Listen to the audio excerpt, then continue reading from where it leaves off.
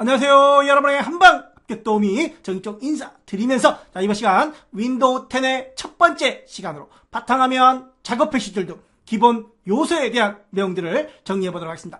이번 강의의 출제 빈도는 7% 정도, 그리 높지 않은 빈도율을 가지고 있기 때문에 간단히 내용 정리하면서 별 3개 이상의 내용들을 집중적으로 정리해 주시면 효과적일 것 같습니다. 그럼 지금부터 묻지도 따지지도 말고 follow me, 믿고 따라오시기 바랍니다. 그럼 지금부터 본격적으로 고고싱 달려보겠습니다. 첫 번째 단원 한글 윈도우 10의 기본 기능을 한번 살펴보도록 하겠습니다. 별이 1개 간략히 정리해 주시면 좋을 것 같습니다. 들어가기에 앞서 간략히 바탕화면 내용을 한번 살펴보도록 하겠습니다. 바탕화면에 보시면 이런 아이콘들이 존재합니다. 그 중에 내 PC의 마우스 오른쪽 버튼 눌러서 속성에 들어오시면 다음과 같은 정보를 확인할 수 있습니다. 이 내용을 잠시 후에 설명을 드리도록 하겠습니다.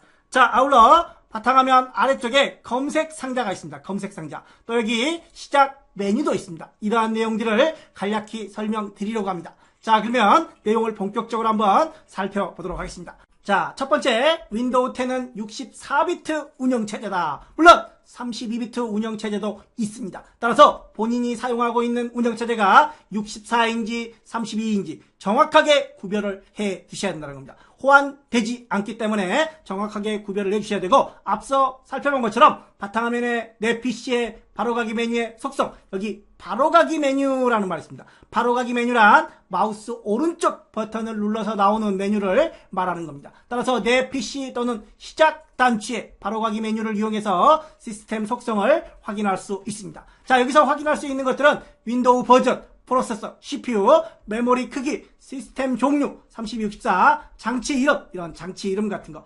이런 장치 이름을 확인하고 이 이름을 변경할 수 있습니다. 그러나 프로세서, 메모리, 제품 아이디 이런 것들, 시스템 종류 이런 것들은 변경이 불가능합니다. 그 외에 제품 키 변경이 가능합니다. 정품 인증 여부 확인도 가능하다라는 거. 다음으로 NTFS 파일 시스템 지원이라는 게 있습니다. 내 PC의 마우스 오른쪽이 아니라 더블 클릭하고 들어가면 로컬 디스크 CD가 있습니다. 로컬 디스크 속성 바로가기 메뉴를 이용해서 속성 일반 탭에 들어오시면 파일 시스템을 확인할 수 있습니다. NTFS 파일 시스템을 지원하는데 펫32 파일 시스템보다 성능, 보안, 안전성 면에서 우수하다라는 거. 그러면 이런 부분들은 시험에 나오진 않은데 간략히 한번 보고 가겠습니다. 파일 시스템이 뭐냐? 파일의 이름, 저장 위치 등 파일의 정보를 보관하고 있는 것들이 펫입니다. 펫 16, 펫 32 이렇게 발전을 해가고 있습니다. 펫 64는 없습니다. 다음으로 NTFS가 발전이 된 겁니다. 펫은 파일 Allocation Table, NTFS는 New Technology File System, 이런 약자입니다. 참고만 해주시고 다음 보겠습니다. 윈도우 검색 상자. 윈도우 로고 S를 누르면 단축키입니다. 윈도우 검색 상자가 나오고 파일, 폴더, 프로그램들을 빠르게 찾아서 실행도 가능하다는 거. 다음으로 OLE, 이런 파란색 굵은 글씨, 여기는 가느다라는 거죠. 굵은 글씨를 좀 더 집중을 해주시고 파란색도 눈여겨봐 주시기 바랍니다. OLE, Object Linking and Embedding, 객체 연결 삽입, 데이터 간의 정보 연결로 그래픽 프로그램에서 그림을 그린 후에 문서 편집기와 연결 지원하여 원본 그림을 수정하게 되면 문서 편집기의 그림도 함께 변경되도록 지원하는 기능을 OLE라고 한다. OLE는 그림 연결이라고 생각을 해주시면 빠를 것 같습니다. 다음으로 PNP, 플러그 앤 플레이. 새로운 장치 추가 시 자동 감지하여. 대표적인 게 USB가 있습니다. USB를 딱 꼽으면 오른쪽 부분에 USB가 감지되었습니다 라고 나타나죠. 자동 감지하여 주변 장치에 대한 소프트웨어를 설치할 수 있도록 지원하는 기능을 플러그 앤 플레이, PNP라고 합니다. 여기까지 간략히 1단원에 대한 내용들을 정리해봤고 관련 문제로 최종 정리를 해보겠습니다. 먼저 첫 번째, 윈도우 10의 32비트 운영체제인지 64비트 운영체제인지 확인하는 방법. 시작 단추의 바로가기 메뉴, 마우스 오른쪽 버튼을 누를 경우에는 속성이 아니라 시스템입니다. 또는 내 PC, 바탕화면 내 PC 바로가기의 속성, 둘 중에 하나 가능한데 여기는 속성이 아니라 시스템이기 때문에 2번이 정답이 되겠습니다. 자, 두 번째 문제. 하드웨어 장치의 설치나 드라이버 확정 시 사용자의 편의를 돕기 위해 사용자가 직접 설정할 필요 없이 운영체제가 자동으로 인식하게 되는 기능을 우리는 플러그 앤 플레이라고 했습니다. 자, 관련해서 참고 정리 하나 하고 가겠습니다. 핫 플러그인이라고 했습니다. 핫 플러그인. 자, 핫 스와핑 또는 핫 플러깅이라고도 합니다. 핫 뜨겁다 그런 말이죠. 보통 우리가 컴퓨터에 어떤 하드웨어를 장착하거나 제거할 때는 컴퓨터를 끄고 해야 되는 겁니다. 그런데 컴퓨터가 동작하는 도중에도 이 주변기기를 제거하고 바꾸는 기능, 대표적으로 이것 또한 USB가 있습니다. 자, 핫 플러그인까지 최종 정리를 해봤습니다. 자, 이 단원 작업 관리자. 역시 별이 한 개입니다. 간략히 한번 살펴보겠습니다. 먼저 선저명 멀티태스킹 작업 관리자. 작업 관리자 실행 방법은 컨트롤 시프트 ESC가 있습니다. 자, 여기 보시면 컨트롤 시프트 ESC 세 개의 동작 키를 눌러주시면 됩니다. 컨트롤 시프트 ESC. 자, 이렇게 컨트롤 시프트 ESC를 눌러서 또는 작업 표시줄에서 마우스 오른쪽을 클릭해서도 가능합니다. 자, 그러면 이 작업 관리자에서 응답하지 않는 프로그램을 강제로 끝내기, 종료할 수 있다. 우리 렉 걸렸다라는 표현을 쓰죠. 작업을 하던 도중 렉이 걸리면 이 컨트롤 시프트 ESC를 눌러서 작업 관리자에서 응답하지 않은 프로그램을 강제로 종료시킬 수 있다. 이런 기능을 우리는 선저명 멀티, 여러 가지 작업을 할 수가 있다라는 의미입니다. 자, 이렇게 해서 간략히 각각의 탭에 프로세서, 성능, 사용자, 서비스 각각의 탭들이 있습니다. 자, 간략히 한번 보겠습니다.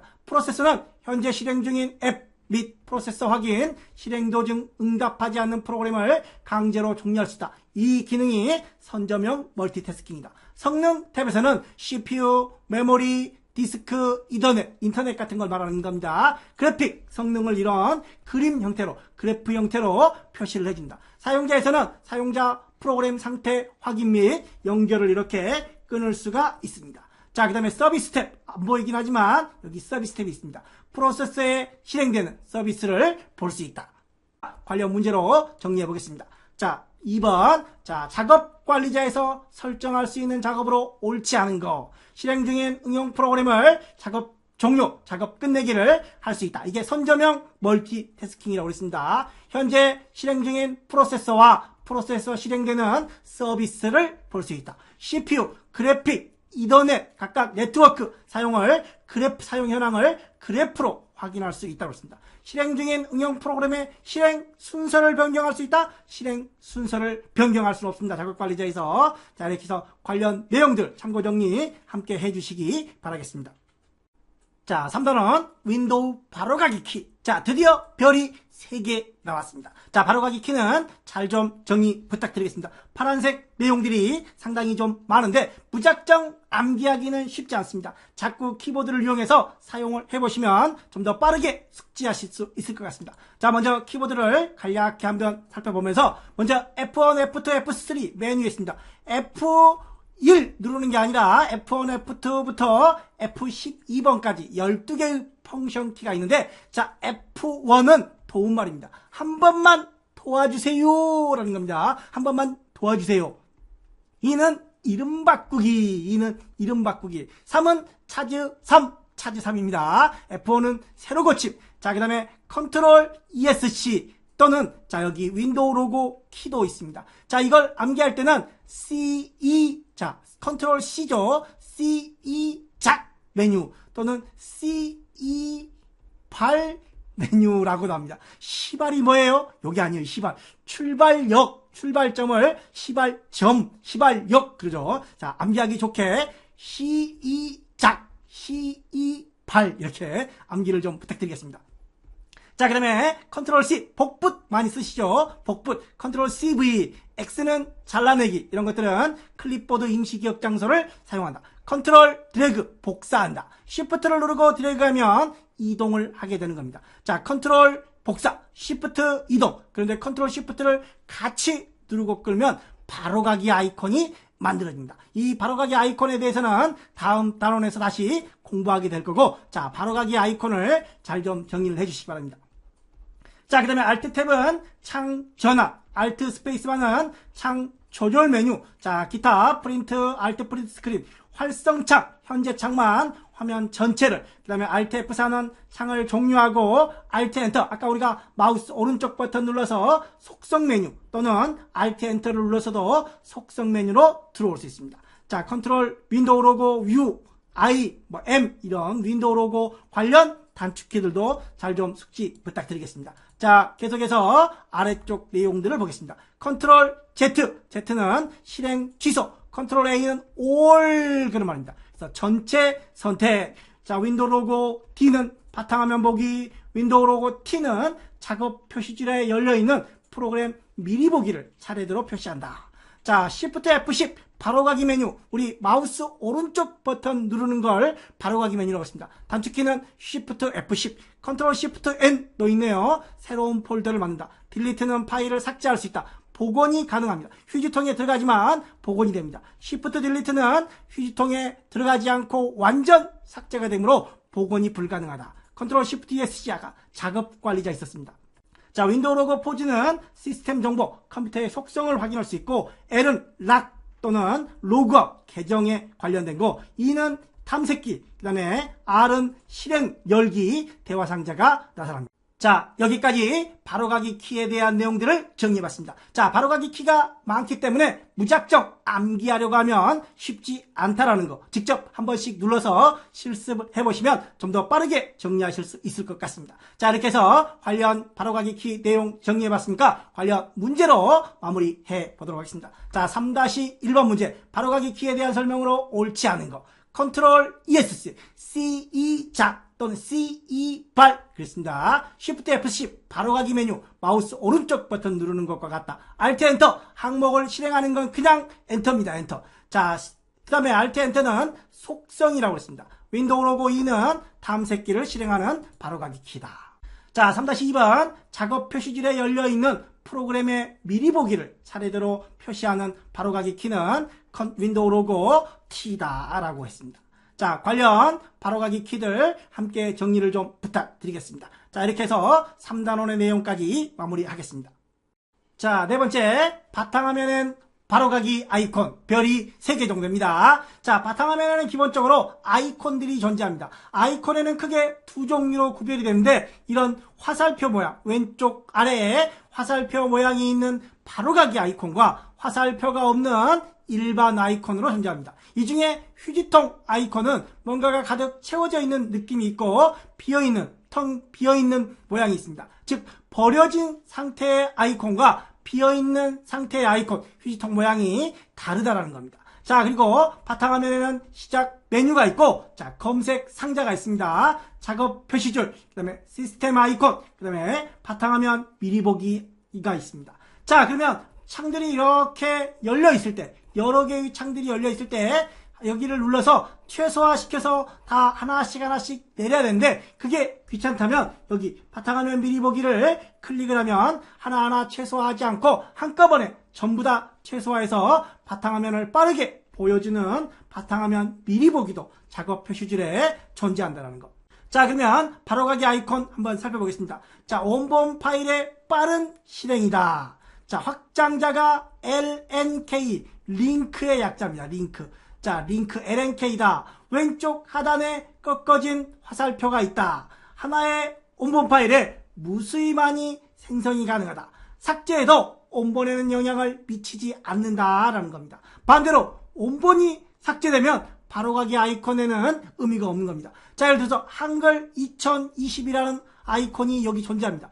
얘를 더블 클릭하면 실행이 되겠죠. 자, 그런데 여기 없어요. 그러면 우리가 시작 여기 눌러서 아래쪽으로 내려옵니다. 자, 한글 2020이 어디 있죠? 막 이렇게 찾아다녀야 됩니다. 찾아다니려면 좀 느려지죠. 그래서 좀 더 빠르게 실행을 하기 위해 이렇게 바탕화면에 만들어 놓는 걸 바로가기 아이콘이라고, 이때 원본 파일이 어딘가에 있어야 됩니다. 원본 파일이 삭제가 되면 얘도 의미가 없습니다. 반대로 이 바로가기만 삭제하면 원본 파일에는 영향을 주지 않는다는 겁니다. 생성 방법은 우리가 앞서 살펴본 것처럼 컨트롤 시프트를 누른 채 끌기를 하면 바로가기 아이콘이 만들어진다. 참고정의 보면 컨트롤만 누르면 복사, 시프트만 누르면 이동 된다는 거 참고해 주시기 바랍니다. 자, 계속해서 에어로 기능들을 한번 살펴보겠습니다. 에어로란 열려진 작업창을 효율적으로 관리하는 기능이다. 스냅, 쉐이크, 피크 세 가지가 있는데 잠시 한번 살펴보겠습니다. 자, 윈도우 로고 D 데스크탑 바탕화면 보기입니다.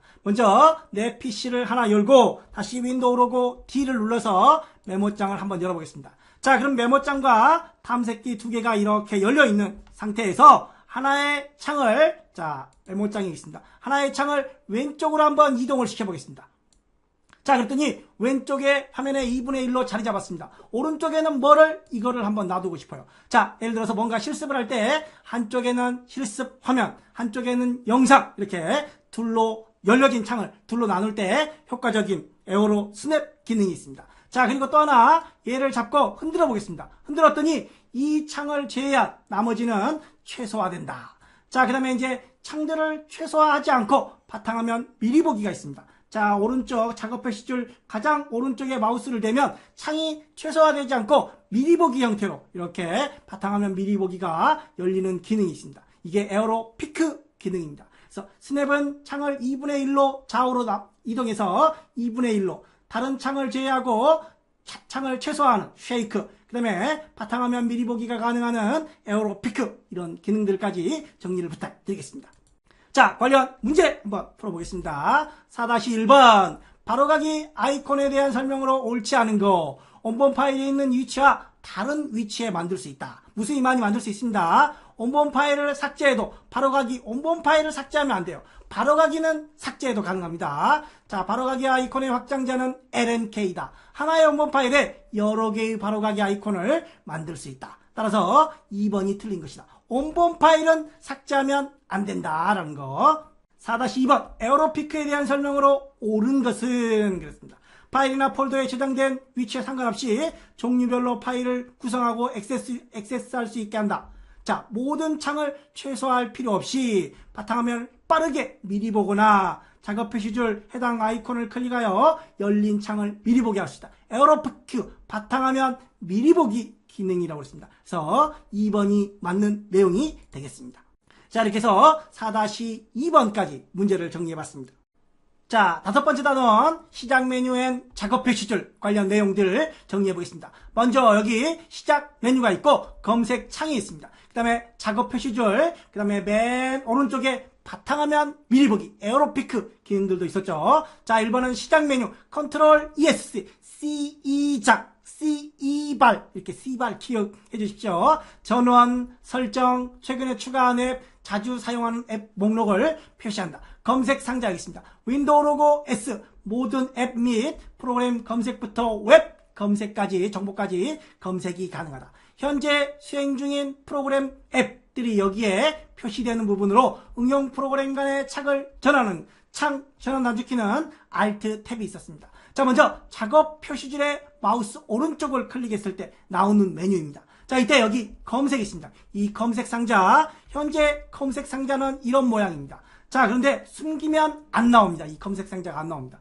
또는 검색 아이콘 표시하면 이런 돋보기 모양, 이런 줄이 아니라 이런 돋보기만 표시가 됩니다. 자, 검색 상자 표시는 현재 상태입니다. 자, 그 다음에 작업 보기 단추 표시가 있습니다. 작업 보기 단추도 표시할지 말지 체크를 풀면 안 나오겠죠. 그 다음에 창을 정렬함, 열려져 있는 창들을 계단식으로 가로, 세로 이렇게 정렬할 수도 있고, 바탕화면 보기, 또 작업 표시줄을 잠글 수도 있습니다. 작업 표시줄을 설정하려면 이런 내용들인데, 작업 표시줄 속성에 대한 내용들을 세부적으로 한번 살펴보도록 하겠습니다. 자, 먼저 기본적으로 아래에 있는 작업 표시줄이 여기 있습니다. 자, 이 작업 표시줄은 위로 이동이 가능합니다. 왼쪽으로도 가능합니다. 오른쪽으로도 가능합니다. 이렇게 상하좌우 이동이 가능하다라는 거. 자, 그런데 여기 보시면 작업 표시줄을 잠궈버리면 크기는 화면의 2분의 1까지 변경이 가능합니다. 또 이동, 아까 상하좌우 이동이 됐었죠. 이런 기본적으로 작업 표시줄 위치는 아래쪽으로 되는데 상하좌우 이동이 변경이 됩니다. 자, 이런 크기 변경이라든가 이동이 불가하도록 하려면 작업 표시줄을 잠글 수 있다는 겁니다. 또는 속성에 들어와서 여기 잠금을 켬으로 두면 잠궈집니다. 자, 작업 표시줄 숨기기, 여기 한번 들어와 보겠습니다. 여기 작업 표시줄에 마우스 오른쪽 버튼 눌러서 작업 표시줄 설정이라는 메뉴가 있습니다. 자, 이렇게 놓고 한번 여기를 보겠습니다. 자, 먼저 작업 표시줄 잠금이라는 내용이 있고, 작은 작업 표시줄 단추라는 것도 있죠. 자, 그 다음에 여기 바탕화면 미리 보기라는 게 있습니다. 아까 우리 에어로피크, 제 컴퓨터에는 작업 표시줄 오른쪽에 갖다 댔는데 바탕화면 미리 보기가 안 돼요. 여기가 꺼져 있으면 에어로피크 기능이 안 될 수 있습니다. 또 작업 표시줄 맨 아래쪽에서 상하좌우 위치를 변경, 마우스로 끌어서도 변경이 가능합니다. 자, 그 다음에 작업 표시줄 단추 하나로 표시라고 되어 있습니다. 현재 작업 표시줄이 항상 레이블 표시라고 되어 있는데, 자, 작업 표시줄 안함으로 한번 가보겠습니다. 하나로 표시 안 하겠다. 자, 그러면 아래쪽에 보시면 파워포인트 문서가 3개 정도 이렇게 나열이 되죠. 메모장이 2개가 나열됩니다. 이런 것들을 하나로 표시를 하겠다라는 겁니다. 자, 그런데 항상 하나로 표시를 하겠다라는 겁니다. 레이블은 숨기겠다. 레이블. 자, 파워포인트가 3개인데 이렇게 눌렀을 때 나오죠. 자, 그런데 여기 레이블 숨기기라는 게 있습니다. 여기를 눌렀을 때 문서의 내용, 작업 중 22년, 파워포인트 이런 문서의 이름들을 알 수가 있는데, 여기서 자, 항상 숨기기 이렇게 하면 레이블은 볼 수가 없다라는 겁니다. 항상 하나로 표시하고 이름도 나타나지 않는다. 자, 그러면 꽉 찼을 때, 자, 이렇게 꽉 찼을 때로 놓으면 열려 있습니다. 이렇게 여러 개로 열리다가 여러 개가 나타나서 작업 표시줄이 꽉 찼을 때, 이때 하나로 표시를 하겠다라는 게 작업 표시줄이 꽉 찼을 때입니다. 자, 이렇게 해서 각각의 내용들을 좀 살펴주시고 한번 읽어보겠습니다. 자, 작업 표시줄 잠금, 숨기기. 숨겼을 때는 마우스를 위치하면 다시 마우스를 작업 표시줄로 가면 다시 표시가 됩니다. 에어로피크, 바탕화면 미리 보기, 화면의 2분의 1까지 크기 변경이 가능하고 상하좌우 이동도 가능합니다. 설정도 가능하죠. 자, 그 다음에 작업 표시줄이 하나로 표시하는 방법, 항상 하나로 표시하고 레이블을 숨기는 방법, 꽉 찼을 때 하는 방법, 안 하는 방법, 이런 거 항상 안 하고 계속 쫙 펼치겠다는 겁니다. 자, 그 다음에 자주 사용하는 앱을 고정하거나 제거할 수도 있고 점프 목록을 사용할 수도 있다라는 겁니다.